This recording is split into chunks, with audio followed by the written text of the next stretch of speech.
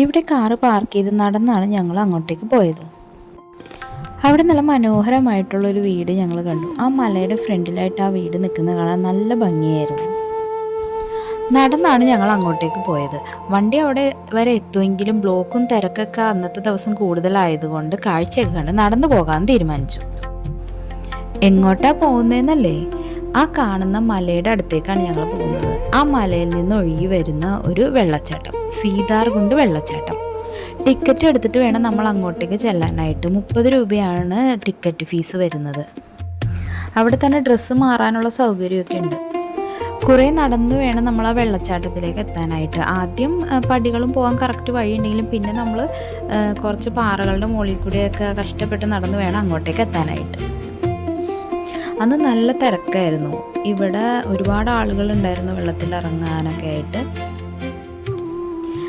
കുറച്ച് പേര് ഇവിടെ ഇറങ്ങി, ബാക്കി എല്ലാവരും തിരക്ക് കുറഞ്ഞ് അപ്പുറത്ത് ഇറങ്ങാനായിട്ടൊരു സൗകര്യമുണ്ട്. ഞങ്ങളെല്ലാവരും അങ്ങോട്ടേക്കാണ് പോയത്.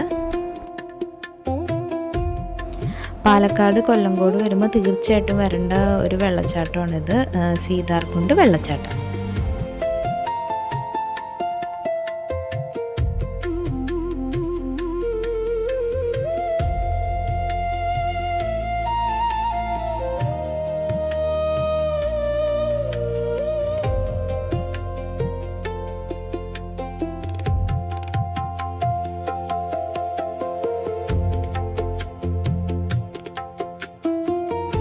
നല്ല തണുപ്പായിരുന്നു വെള്ളത്തിന്. എല്ലാവരും ഇവിടെ ഇറങ്ങി എൻജോയ് ചെയ്തു. ഇവിടെ തിരക്ക് കുറച്ച് കുറവായിരുന്നു. അപ്പോൾ ഇവിടെയാണ് കൂടുതൽ പേരും ഇറങ്ങിയത്. ആഴമുള്ള സ്ഥലങ്ങളിൽ ആളുകൾ ഇറങ്ങാതിരിക്കാൻ വേണ്ടി കമ്പിവേലി വെച്ച് അവർ കെട്ടിയിട്ടുണ്ടായിരുന്നു. അതേപോലെ നോക്കാനൊക്കെ ആയിട്ട് ഗാർഡുകളൊക്കെ കുറേ പേര് അവിടെ ഉണ്ട്. എല്ലാവരും നന്നായിട്ട് എൻജോയ് ചെയ്തു. ആർക്കും പോന്നൊന്നുണ്ടായിരുന്നില്ല അവിടുന്ന്. നമ്മൾ ആദ്യം കണ്ട ആ മലയിൽ നിന്ന് ഒഴുകി വരുന്ന ആ വെള്ളച്ചാട്ടമാണിത്.